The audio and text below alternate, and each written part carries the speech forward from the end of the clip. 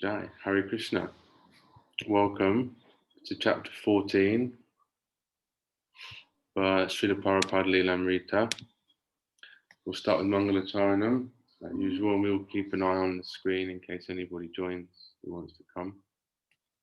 Jai. Om Gyanatimirandasya Gyananjana Salakaya Chakshurun Militam Vena Tasmai Shri Gurave Namaha Shri Chaitanya Manobhistam Stapitam Yena Bhutale Swayam Rupa Kadamayam Dadati Swapadantikam Vandeham Shri Guru Shri Yuta Padakamalam Shri Gurun Vaishnavamscha Shri Rupam Sagrajatam Sahagana Raghunatan Vitam Tam Sajivam Sadvetam Savadutam Parijana Sahitam Krishna Chaitanya Devam Shri Radha Krishna Padam Sahagana Lalita Shri Visakam Vitamscha He Krishna Karuna Sindhu Dina Bandhu Jagatpate Gopesha Gopika Kanta Radha Kanta Namostate Tapta Kanchana Gorangi Radhe Vrindavaneshwari Vrishabhanu Sute Devi Pranamami Hare Priye Vanchakalpatarubhyascha Kripa Sindhu Bhayevacha Patitanam Pavanebhyo Vaishnavebhyo Namo Namaha Shri Krishna Chaitanya Prabhu Nityananda Shri Advaita Gadadhara Shri Vasadi Gaura Bhakta Vrinda Hare Krishna Krishna Krishna Hare Hare Hare Rama Rama Rama Hare Hare Om Vishnu Padaya Krishna Prastaya Bhutale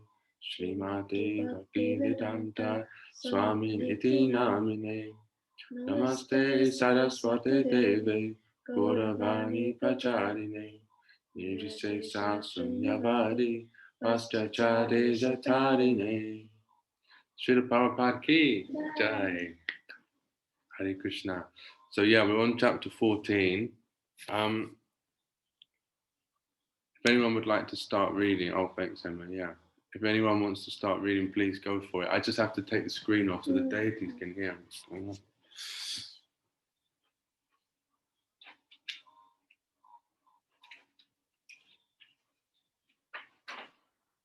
Chapter 14, Struggling Alone. I used to sit in a bag and listen to his meetings silently. He was speaking on personal nonsense, and I kept my silence. Then one day he asked if I would like to speak, and I spoke about Krishna consciousness. I challenged that he was speaking manufactured philosophy and all nonsense from Sankacharya. He tried to back out and said he was not speaking, Sankacharya was speaking. I said, you're representing him. That is the same thing. He then said to me, Swamiji, I like you very much, but you cannot speak here. But although our philosophies differ, he would not let me speak. He was kind and I was nice to him. Srila Prabhupada in conversation. Srila Prabhupada knew no one in New York City, but he had a contact, Dr. Ramamurti Mishra. He had written Dr. Mishra from Butler, enclosing a letter of introduction from Paramananda Medra, had given him in Bombay. He had also phoned Dr. Mishra, who welcomed Prabhupada to join him in New York. At the Port Authority bus terminal, a student of Dr. Mishra's met him as he arrived from Philadelphia and escorted him directly to an Indian festival in the city. There, Srila Prabhupada met Dr. Mishra as well as Ravi Shankar and his brother, the dancer Uday Shankar. Prabhupada then accompanied Dr. Mishra to his apartment at 33 Riverside Drive, beside the Hudson River. The apartment was on the 14th floor and had large windows overlooking the river.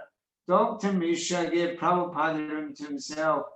Dr. Mishra was a dramatic, showy personality, giving to flashing glances and making impressive gestures with his hands. He regularly used words like lovely and beautiful, presenting an artful, polished image of what a guru should be. He was what some New Yorkers referred to as an uptown Swami. Before coming to America, Dr. Mishra had been a Sanskrit scholar and guru as well as a doctor. He had written a number of books, such as the textbook of yoga, psychology, and self-analysis and self-knowledge, a work based on the teachings of the monastic philosopher Sankara. After he came to the United States, he continued with his medical profession. But as he began taking disciples, he gradually dropped to practice. Although a sannyasi, he did not wear the traditional saffron dhoti and kurta, but instead wore tailor narrow jackets and white slacks. His complexion was dark, whereas Prabhupada was golden, and he had thick black hair. At 44, he was young enough to be Prabhupada's son. Dr. Mishra had been suffering from bad health when Prabhupada came into his life, and Prabhupada's arrival seemed the perfect medicine. Ramamurti Mishra, His Holiness Prabhupada Bhaktivedanta Goswami Ji really knocked me down with love. He was really an incarnation of love. My body had become a skeleton, and he really brought me back to life. His cooking, and especially his love and devotion to Lord Krishna. I was very lazy in the matter of cooking, but he would get up and have ready. Dr. Mishra appreciated that Prabhupada cooking with the precision of a chemist would prepare many dishes, and he had a gusto for eating. Ramamurti Krishna, it was not bread he gave me prasadam. This was life, and he saved my life. At that time, I was not sure I would live, but his habit to eat on time, whether I was hungry or not, I very much liked. And he'd get up and say, all right, this is Bhagavad Prasad, and I would say, all right. Joan Seva, an old student of Dr. Mishra's, often saw Srila Prabhupada and her teacher together at the Riverside Drive apartment. Joan Seva, I have memory of Swamiji as a child in the sense of him being very innocent, a very simple person, very pure. The impression I have from Dr. Mishra is he regarded Swamiji as a father figure who was kindly and good. But basically, the words most often used referring to Swamiji were like a child, meaning that he was simple in a classical, beautiful sense. Dr. Mishra mentioned to me when I was first introduced to Swamiji that he was a very holy man, very religious, wrapped in God consciousness. Swamiji was very sweet. I myself remember him as a very, very good man, even in the practical details of living in New York, which seems to involve him very much. Because he was a practical man and looking for the best place to begin his work, I remember well that he was always careful about washing his clothes every night. I would come in and find a group of students in the living area of Dr. Mishra's apartment, and in the bathroom would be hung Swamiji's orange robes. Srila Prabhupada would sometimes discuss with Dr. Mishra the aim of his visit to America, expressing his spiritual master's vision of establishing Krishna consciousness in the West. He requested Dr. Mishra to help him, but Dr. Mishra would always refer to his own teaching works, which kept him very busy, and to his plans for leaving the country soon. After a few weeks, when it became inconvenient to maintain Prabhupada at the apartment, Dr. Mishra shifted him to his Hatha Yoga studio on the 5th floor of the 100 West 72nd Street near Central Park. The large studio was located in a center of the building and included an office and an adjoining private room where Prabhupada stayed. It had no windows. Philosophically, at complete odds with Prabhupada, Dr. Mishra accepted the absolute truth in the impersonal feature of Brahman to be supreme. Prabhupada stressed the supremacy of the personal feature of Bhagavan, following the Vedic theist philosophy that the most complete understanding of the absolute truth is personal. Bhagavad Gita says that the impersonal Brahman is subordinate to Bhagavan and is an emanation from him, just as the sunshine is an emanation from the sun planet. This conclusion had been taught by the leading traditional triads of ancient India, such as Ramanuja and Madhava. And Srila Prabhupada was in disciplic succession from Madhava. Dr. Mishra, on the other hand, followed Sankara, who taught that the impersonal presence of the Absolute Truth is all in all, and that the personality of Godhead is ultimately an illusion. Whereas Prabhupada's theistic philosophy accepted the individual spiritual self, Atma, as an eternal servant of the supreme spiritual being, Bhagavan. Dr. Mishra's view accepted the spiritual self as not an individual. Rather, his idea was that since each person is identical with God, the supreme Brahman, there is no need to worship God outside oneself. As Dr. Mishra would put it, everything is one. Prabhupada challenged, if each of us is actually the supreme, then why is this supreme suffering and struggling in the material world? Dr. Mishra would counter that the supreme is only temporarily covered by illusion, and then through hatha yoga and meditation, one would become enlightened. Understanding it is all the supreme, Prabhupada would again challenge, but if the supreme could be covered by illusion, then illusion would be greater than God, greater than the supreme. Prabhupada considered Dr. Mishra a Mayavadi because of his inadvertent acceptance that Maya, illusion, is greater than the absolute truth. For Srila Prabhupada, not only was the impersonal philosophy unpalatable, it was an insult to the personality of Godhead. According to Krishna in the Bhagavad Gita 7:24, 9:11, unintelligent men who know me not think that I have assumed this form and personality. Due to their small knowledge, they do not know my higher nature, which is changeless and supreme. Fools deride me when I appear in this human form. They do not know my transcendental nature and my supreme dominion over all that be.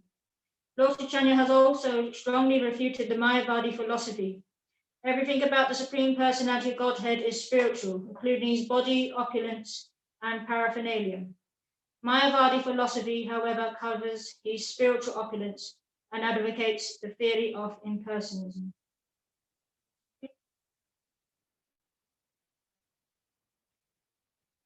Yes.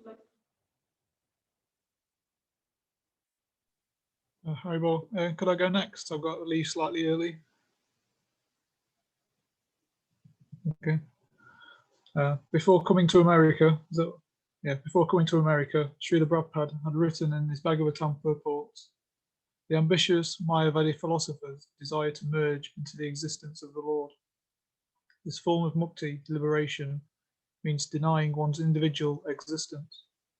In other words, it is a kind of spiritual suicide. It is absolutely opposed to the philosophy of Bhakti Yoga. Bhakti Yoga offers immortality to the individual conditioned soul. If one follows the Mayavad philosophy, he misses his opportunity to become immortal after giving up the material body.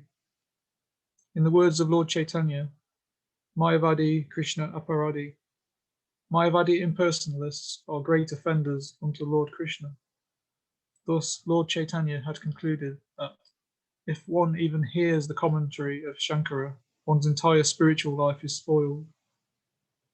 Dr. Mishra was content to align himself with the philosophy of Shankara and allow Prabhupada to stay with Lord Krishna and the Bhagavad Gita. But Srila Prabhupada pointed out that even Shankara accepted that the personality of Godhead, Krishna or Narayan, exists. I could scroll, thank you. Or Narayan exists eternally beyond the material world.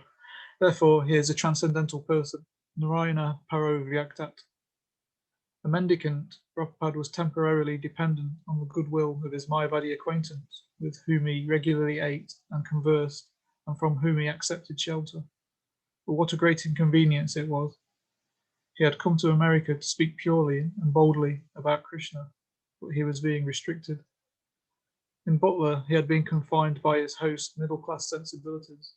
Now he was silenced in a different way. He was treated with kindness, but he was considered a threat.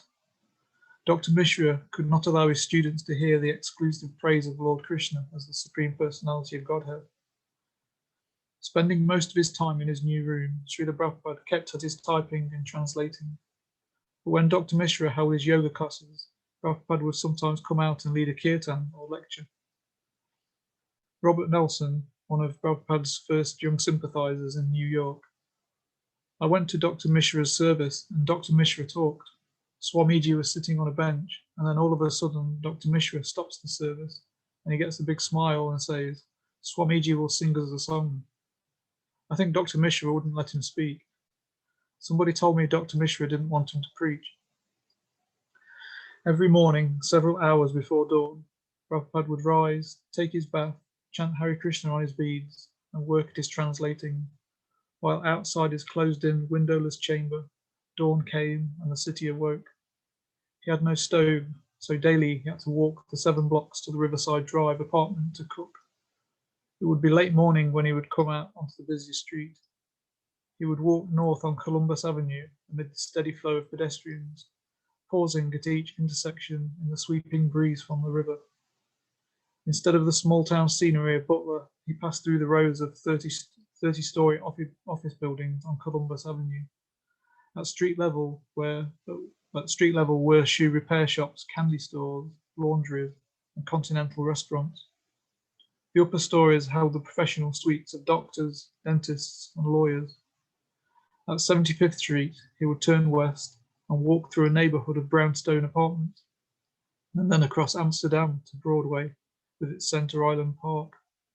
The greenery here could more accurately be described as blackery, since it was covered with soot and city grime. Broadway displayed its produce shops and butcher's shops, with their stands extending into the sidewalk, and old men sat on benches in the strip of park between the northbound and southbound traffic. The last block on 75th before Riverside Drive held high-rise apartment buildings with doormen standing. 33 Riverside Drive also had a doorman. Okay, I'll pass the baton. Thank you. Joy.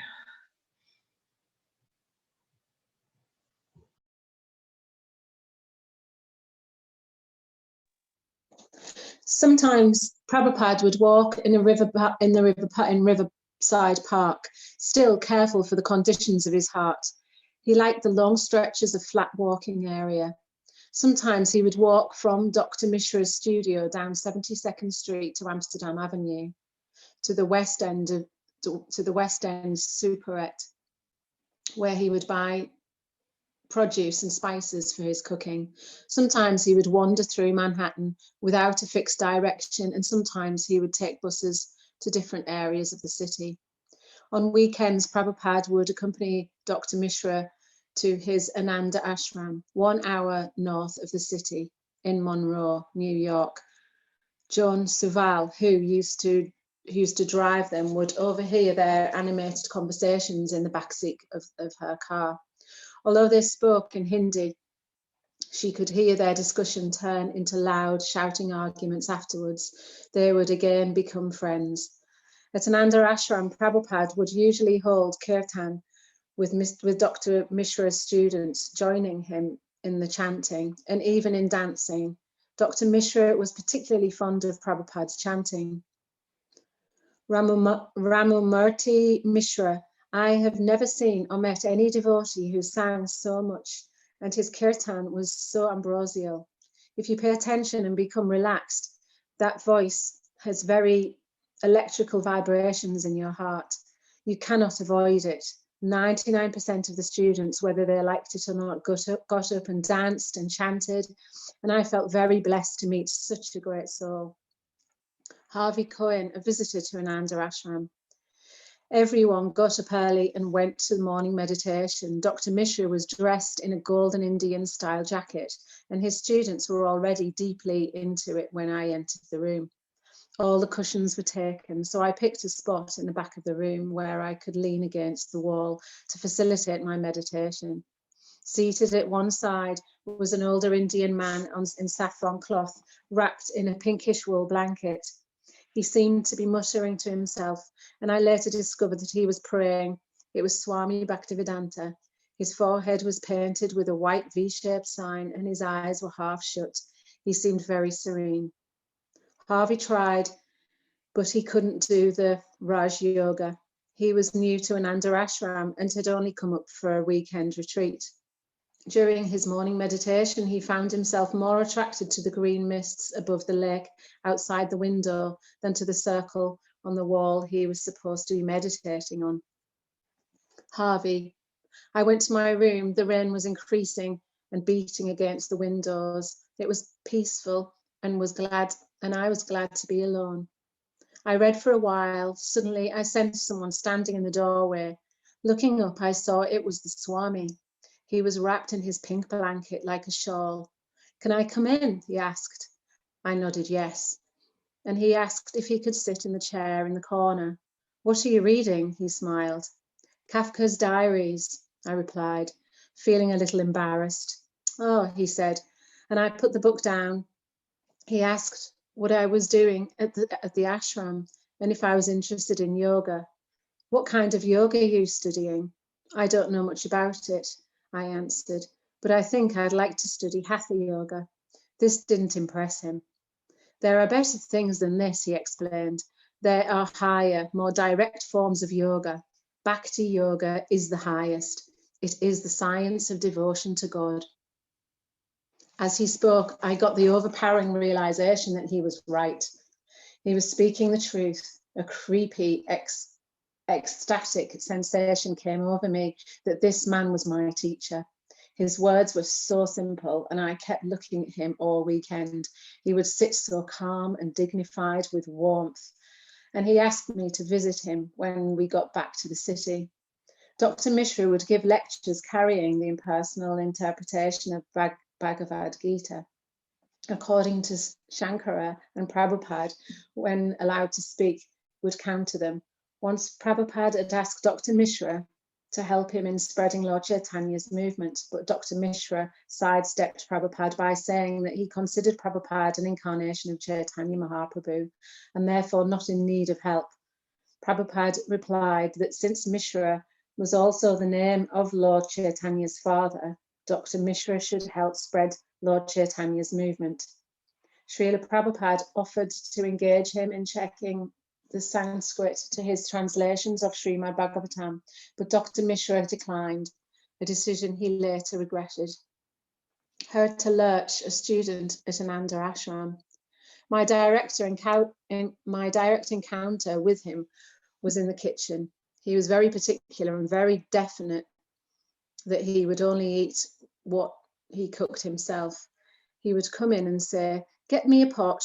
So when I brought him a pot, he'd say, "No bigger." So I brought a bigger pot and he'd say, "No smaller."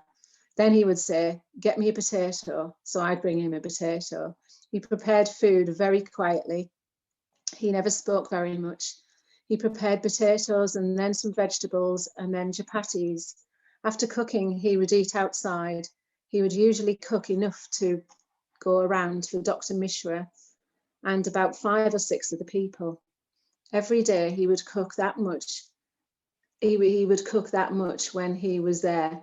I learned to make chapatis from him. He usually stayed for the weekends and then went back to the city. I think he felt that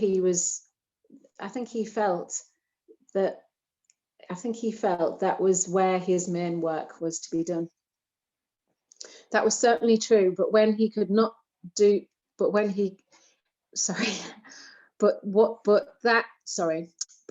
what he'd do there with no money or support. He was thinking of staying for only a few weeks and then going back to India. In the meantime, he was working on his Srimad Bhagavatam manuscripts, walking in Manhattan and writing letters. He was studying a new culture, calculating practically and imagining, hopefully, how to introduce Krishna consciousness to the Western world. He expressed his thoughts to Sumati Moraji, October the 27th. So far as I've studied, the American people are very much eager to learn about the Indian way of spiritual realization. And there are so many so-called yoga ashrams in America. Unfortunately, they are not very much adored by the government.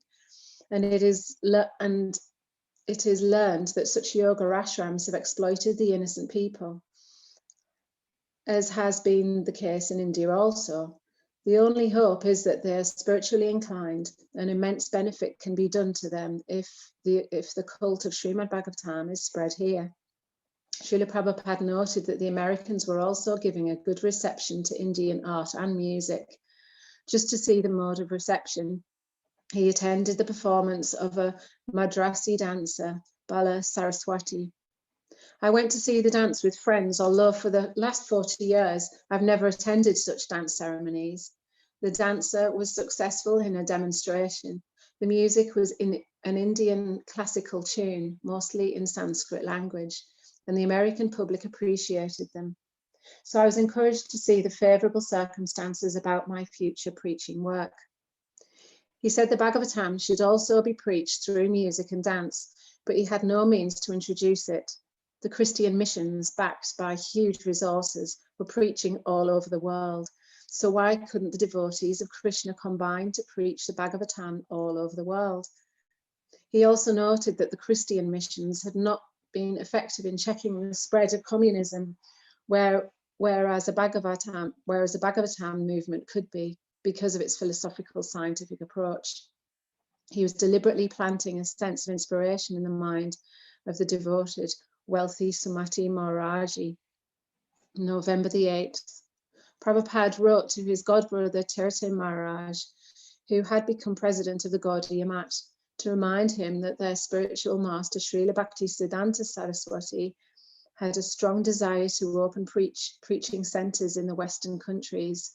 Srila Bhaktisiddhanta had several times attempted to do this by sending sannyasis to England and other European countries, but Prabhupada noted without any tangible results. I have come to this country with the same purpose in view, and as far as I can see, here in America, there is very good scope for preaching the cult of Lord Chaitanya. Prabhupada pointed out that there were certain Mayavadi groups who had buildings, but were not attracting many followers. But he had talked with Swami Nikhilananda of Rama Krishna mission, who had given the opinion that the Americans were suitable for bhakti yoga. I am here and see a good friend for work, but I am alone, without men and without money. To start a center here, we must have our own buildings. If the leaders of Gaudiya Math would consider opening their own branch in New York, Srila Prabhupada would be willing to manage it, but without their own house, he reported, they could not conduct a mission in the city.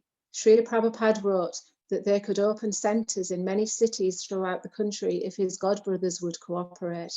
He repeatedly made the point that although the groups did not have the genuine spiritual philosophy of India, they were buying many buildings.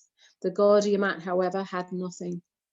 If you agree to cooperate with me, as I have suggested above, then I shall extend my visa period. My present visa period ends by the end of this November. But if I receive your confirmation immediately, then I shall extend my visa period. Otherwise, I shall return to India. November the 9th, 6 p.m. While Prabhupada sat alone in his 5th floor room in Dr. Mishra's yoga studio, the lights suddenly went out. This was his experience of the first moments of New York City blackouts of 1965. In India, power failures occurred commonly, so Prabhupada, while surprised to find the same thing in America, remained undisturbed. He began chanting the Hare Krishna mantra on his beads. Meanwhile, outside his room, the entire New York metropolitan area had been plunged into darkness. The massive power failure suddenly left the entire city without electricity, trapping 800,000 people in the subways and affecting more than 30 million people in 9 states and 3 Canadian provinces. 2 hours later, a man from Dr. Mishra's apartment arrived at the door with candles and some fruit. He found Prabhupada in pleasant mood, sitting there in darkness chanting Hare Krishna. The man informed him of the serious nature of such a blackout in New York City. Prabhupada thanked him and returned again to his chanting. The blackout lasted until 7 the next morning. Srila Prabhupada received a reply to his letter of November the 8th to Tirtha Maharaj in Calcutta. Prabhupada had explained his hopes and plans for staying in America, but he had stressed that his godbrothers would have to give him their vote of confidence, as well as some tangible support. His godbrothers had not been working cooperatively. Each leader was interested more in maintaining his own building than in working with others to spread the teachings of Lord Chaitanya around the world. So how would it be possible for them to share Srila Prabhupada's vision of establishing a branch in New York City? They would see it as a separate attempt. Yet, despite the unlikely odds, he appealed to their missionary spirit and reminded them of the desires of the spiritual master, Srila Bhaktisiddhanta Saraswati Thakur. Their Guru Maharaj wanted Krishna consciousness to be spread in the West. But when Prabhupada finally got Tirti Maharaj's reply, he found it unfavorable. His godbrother did not argue against his attempting something in New York, but he politely said that the Gaudiya Math funds could not be used for such proposal. Prabhupada replied, "It is not very encouraging. Still, I am not a man to be disappointed." In fact, he found a little hope in Tirti Maharaj's reply. So he described to his godbrother the property he had recently found for sale at 143 West 72nd Street. The building, only 18.5 feet wide and 100 feet deep, consisted of the first floor store, a basement and a mezzanine. Prabhupada presented Tirti Maharaj the price, 100,000 with a 20,000 cash down payment, and remarked that this building was twice the size of their research institute in Calcutta. Prabhupada conceived of the basement as a kitchen and dining area, the first floor as a lecture hall, and the mezzanine as a personal apartments, with a separate area for the deity of Lord Krishna. Appropriately, Prabhupada had described himself as a man not to be disappointed. He was convinced if there was a centre where people could come and hear from a pure devotee, the genuine God consciousness culture of India could begin in America. Yet because he had made his plans dependent on obtaining expensive building in Manhattan, his goals seemed unreachable. Still, he was persistently writing to prominent devotees in India, though they were not interested in his plans. Why should they not help? He thought, after all, they were devotees of Krishna. Shouldn't the devotees come forward to establish the first Krishna temple in America? Certainly he was qualified and authorized to spread the message of Krishna. As for the place, New York was perhaps the most cosmopolitan city in the world. He had found a building, not very expensive, a good location, and there was a great need for Krishna temple here to offset the propaganda of the Indian Mayavadis. The Krishna Bhaktas to whom he was writing understood Lord Krishna to be not simply a Hindu deity, but the Supreme Lord, worshipable for the whole world. So they should be pleased to see Krishna worshipped in New York. Krishna himself said, the Bhagavad Gita, "Give up all other duties and surrender up unto me." So if they were Krishna devotees, they would not help. What kind of devotees was it who did not want to glorify the Lord? But Srila Prabhupada did not judge beforehand who would serve Krishna's mission and who would not. He was fully surrendered and fully dependent on Krishna, and in obedience to his spiritual master, he would approach everyone without discrimination to ask for help. There was Sumati Maharaji. She helped him in publishing the Bhagavatam, and she had sent him to America in a recent letter. In a recent letter to her, he had only given hints. I am just giving you an idea. If you kindly think over the matter seriously and consult your beloved Lord Bala Krishna, surely you will further be enlightened in the matter. There is scope and there is certainly necessity also, and it is the duty of every Indian, especially the devotees of Lord Krishna, to take up the matter. Would anybody else like to talk?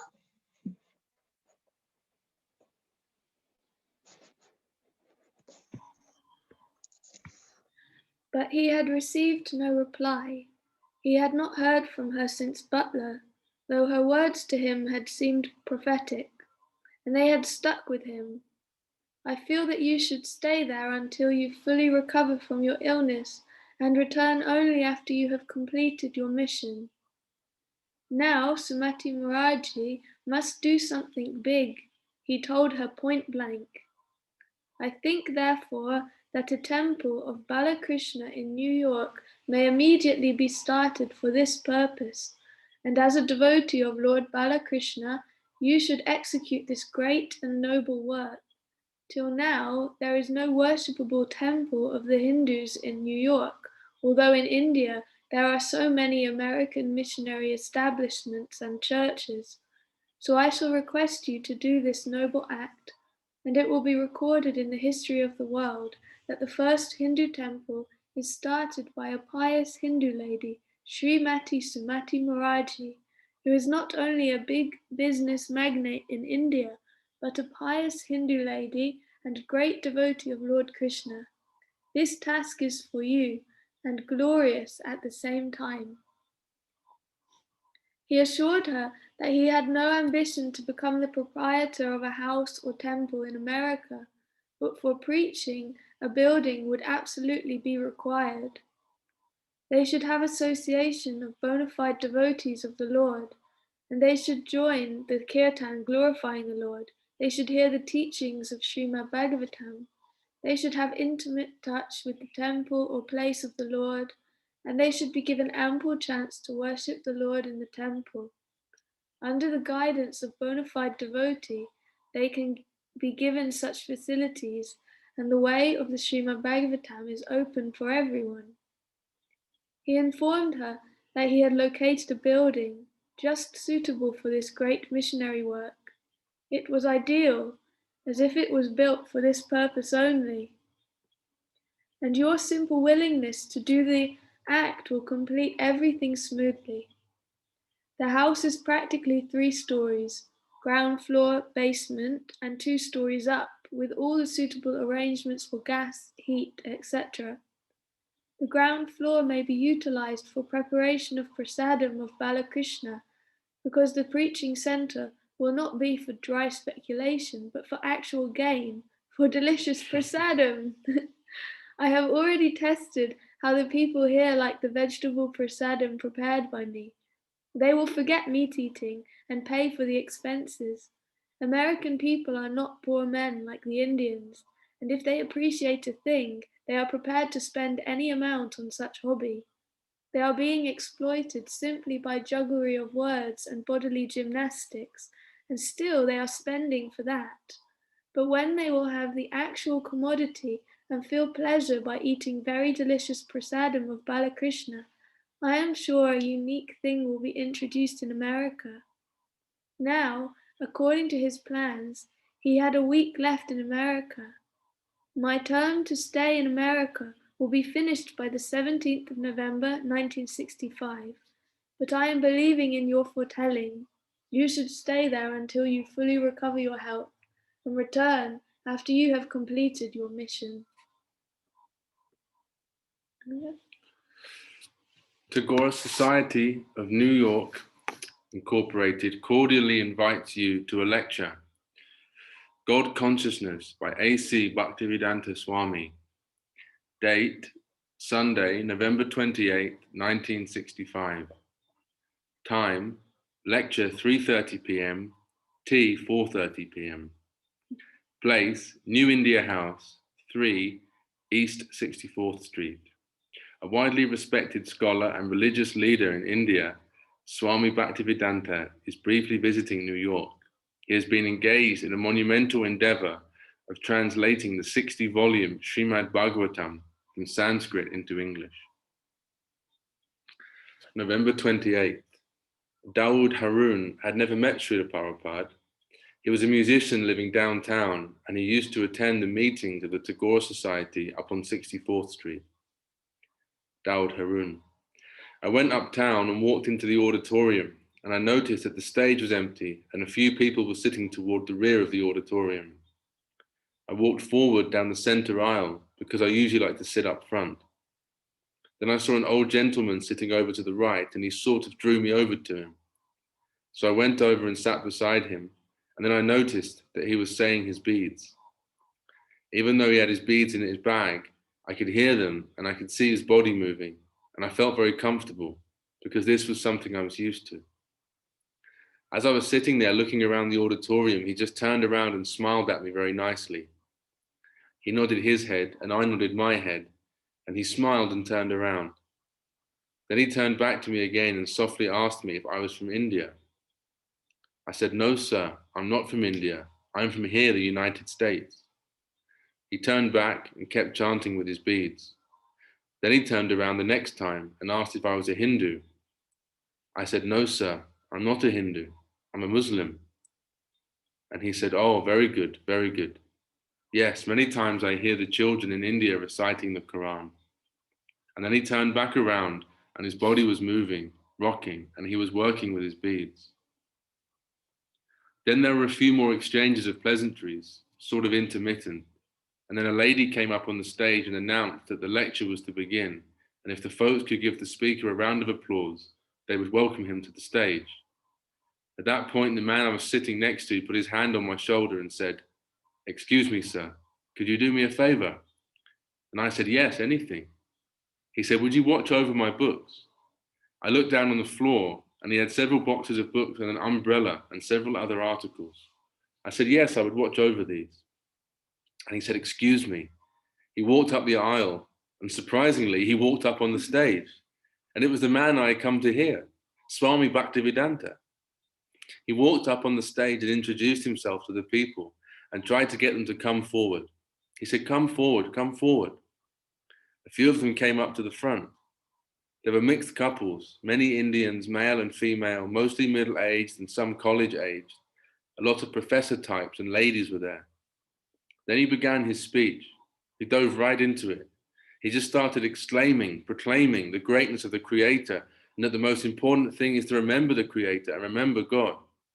He began to expand on God consciousness, what God consciousness is and how God is everywhere and how it behooves us all to remember God, no matter what we call him, what names we call him by, but that we should call him. He gave a demonstration which was very moving. He chanted Hare Krishna, Hare Rama and spoke about the power and saving grace in the mantra. He took a little break about halfway through and had some water. The last thing he said as he was coming down from the podium was that he had copies of the Srimad Bhagavatam. He explained that he had been working on them and that they came in 3 volumes and were $16. Then he concluded and came down. A lot of people went over to him. Some were timid, some were enthusiastic. Some people shook his hand and were asking for books. At first, there were about 15 people gathered around him, talking to him and asking questions.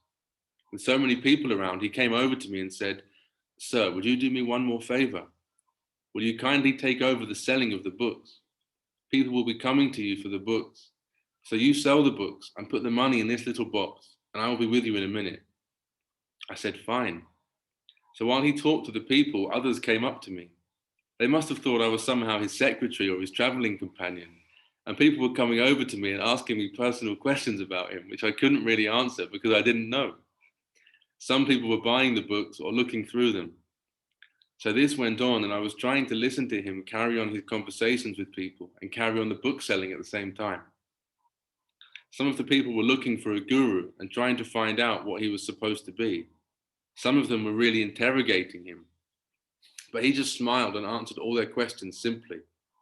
I remember he told them, "You will know. There's no pressure. You will know if I am your guru." He suggested that people go over and read the books. And then the group dwindled down to about half a dozen, and the few remaining were just looking at him, and some were too timid to approach him.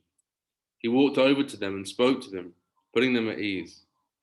Later he came over, and we counted the collection, and I helped him pack up his box and carry downstairs the book of boxes that were left. As he parted, he thanked me very much, and I gave him my name and address and phone number and purchased a set of the Srimad Bhagavatam. Jai Hare Krishna. Srila Prabhupada ki. Jai. That's the end of chapter 14. Yeah. So I don't know if anybody has any comments or reflections or anything. Obviously, this is a good time. We have a few minutes left. I particularly enjoyed the bit where he had a full-on blazing row with Doctor with the doctor in the car, just properly laying into each other, you know, like completely expressing themselves. They're still friends, you know, but able to have a blazing row, and you know, it's okay. They just express themselves. It's actually very cultured. They still eat together, and you know, like that. It's very nice. Yeah, they are able to hold space for each other without you can disagree, but you don't have to hate each other. Yeah, it was brilliant. It was great, and it's very un-English. You know, it's not how English people conduct themselves at all. You know, so that's great. Full on argument. Yeah.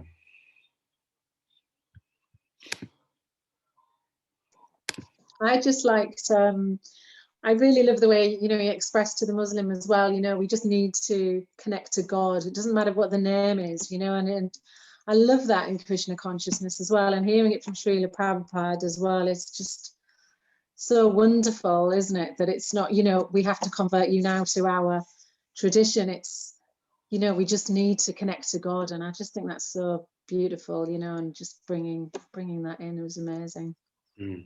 Yeah, and one of the funny things is a kind of incidental byproduct of being like that is people generally want to join. You know, it's like people are more inclined. It's not some fanatical thing. Don't feel pressured or pushed.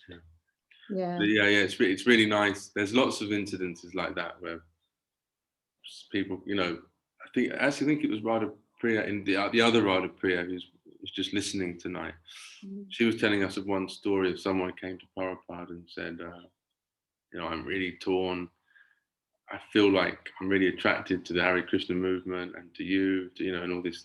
And but actually, maybe it was her husband or something. She had this draw to be a Muslim. It was a man. He was from a Muslim family, right. If I remember rightly. Right. He's from anyway, a Muslim family. There was this kind of dilemma between the two, And he said, I don't know what to do. And Prabhupada just said, you know, you just pick one, whatever's in your heart, you pick it, wherever your heart goes, and you just stick to it.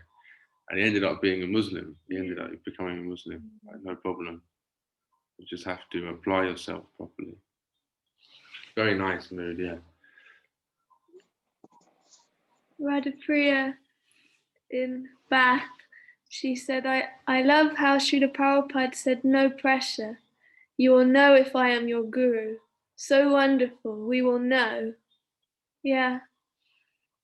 It's especially because it was highlighted before about the other, you know, sort of not so proper gurus who are sort of really making money out of selling this Mayavadi philosophy, and then you see the contrast of Srila Prabhupada's conduct, and so it really stands out. It's really nice in comparison. Yeah.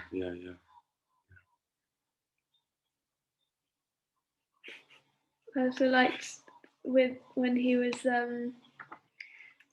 this boy is he's getting him to sell the books, so he's immediately engaging this boy in service in book distribution. You know, book distribution. So this boy's like the first book distributor. And it's funny, isn't it? Because it's like, I think back to Vinod Prabhu was saying, when like Prabhupada was going out in Delhi to all the tea places and trying to sell back to Godheads and stuff like that.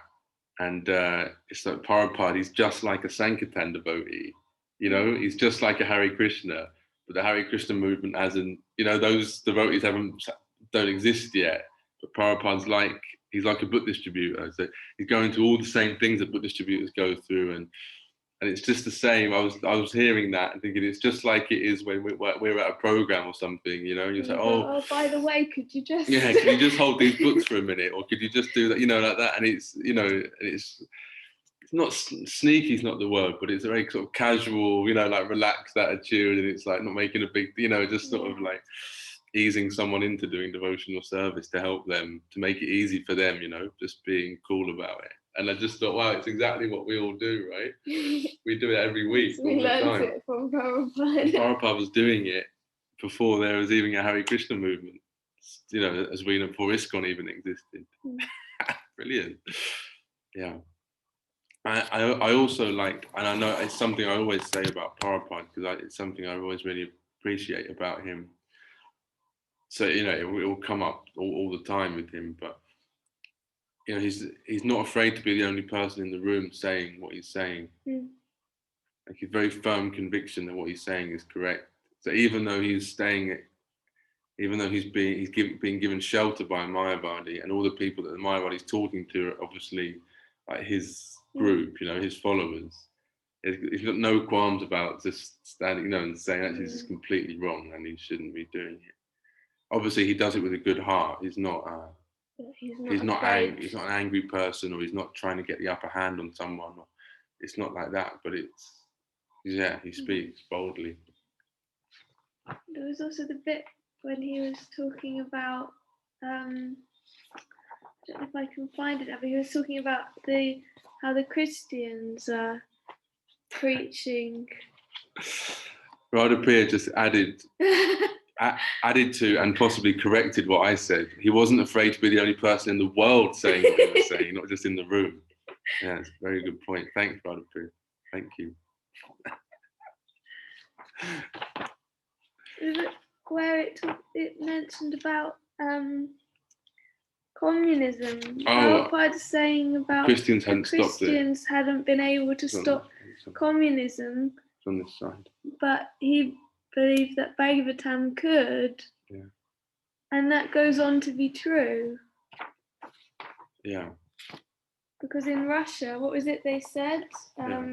Their biggest threat was. He also noted that the Christian missions had not been effective in checking the spread of communism, whereas a Bhagavatam movement could be because of its philosophical scientific approach. Yeah. And that goes on to be true. What in Russia they said there were two threats to the Soviet way of life. One of them was American rock music, and the other was the Hare Krishna movement. They were like the two highest things. Was it the KGB? Was that the American? I think it was the KGB. Yeah. Their top two things was American music. So it's true. And Hare Krishna. Yeah, they were scared. Yeah, definitely. Big time. Yeah. Oh, no. Anybody else have anything?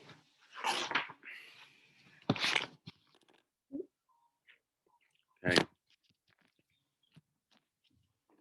What's I like to hear next week's chapter title. Gets me all excited. Next week we will be reading "It Will Not Be Possible to Assist You." Who would say that? Outrageous. Unbelievable. Okay. Jai. Thank you, Radha Priya in Bath and Radha Priya in Canterbury for sharing. Thank you to Brandon and Cecilia for listening and letting us read to you. Also, Lucy as well. Thank you. And back to Vinod Prabhu and Palika have gone. I think they have a dodgy internet connection. Yeah, their internet. Maybe it's their internet connection. And then Mohammed Prabhu had to leave early. Yeah, he brought a note to say that he was allowed to. Oh, Lucy said, thank you. That woke me up in more ways than one. Brilliant. Great. Okay, that was amazing. That's a whole nother chapter. Yeah. I'm such a fruitive person. I love it when we get a whole chapter done. I feel like we're making progress. Terrible, isn't it? Okay. Thanks, everybody. And thanks, everybody listening on Facebook as well. Because people do listen afterwards. Everybody who tunes in later. Yeah. There's always people that listen to this afterwards. So, yeah. Jai. Hare Krishna. Srila Prabhupada ki. Jai. Hare Bol. Hare Krishna. Hare Krishna.